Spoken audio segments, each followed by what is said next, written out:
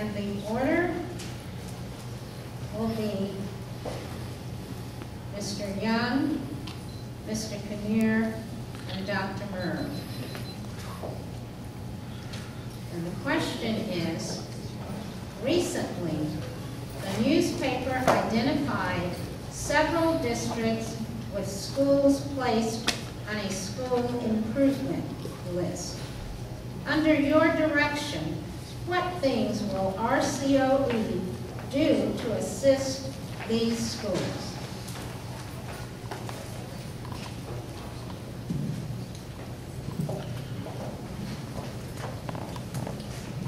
The Riverside County Office of Education has been working with schools through their school districts to help improve student academic achievement for a number of years.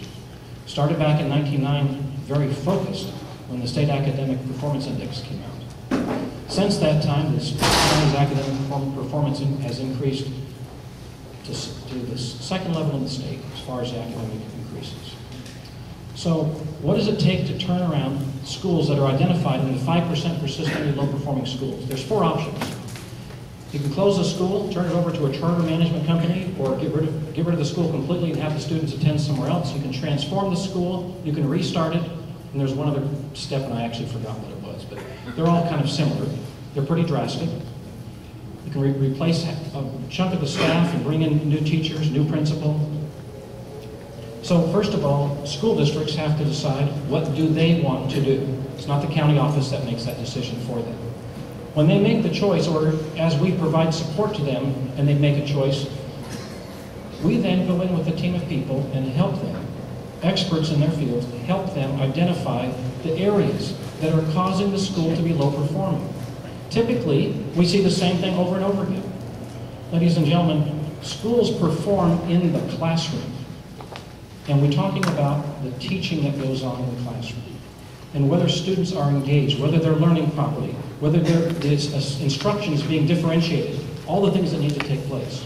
So the teams of our staff that go out and work with schools are focused on those things. But the primary thing that we run across is the English learner.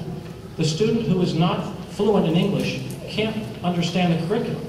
So we are focusing on helping students learn English, master the English language, and at the same time teach them the content that they are tested on.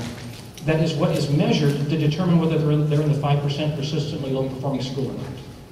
I'm out of time. Thank you.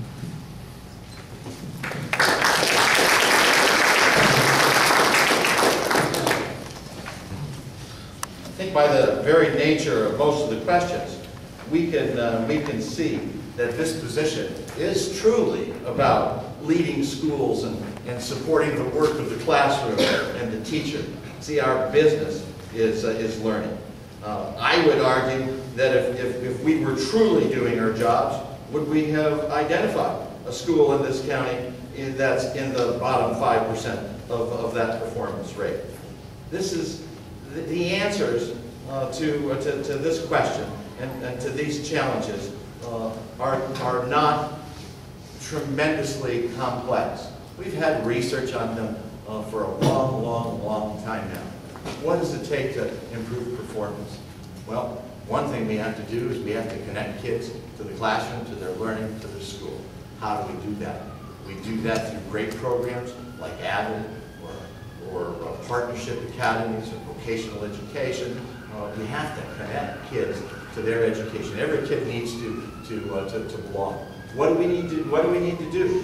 We need to collaborate with great teachers to improve instruction in each of our classrooms. Teachers working together are far more powerful than working individually. And in this profession, isolation really can exist in our schools. So that collaboration is a real key. Finally, it takes the leadership of the county superintendent to actually get that job done. The county superintendent has to be visible and vocal in what needs to be accomplished in our schools. Thank you.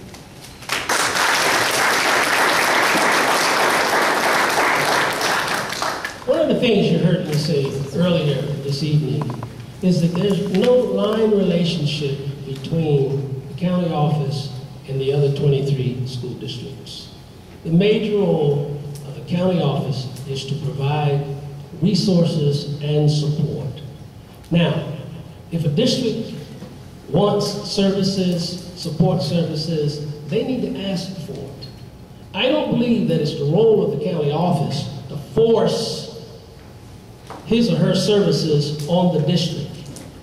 The county office works in concert, and it's a collaborative approach.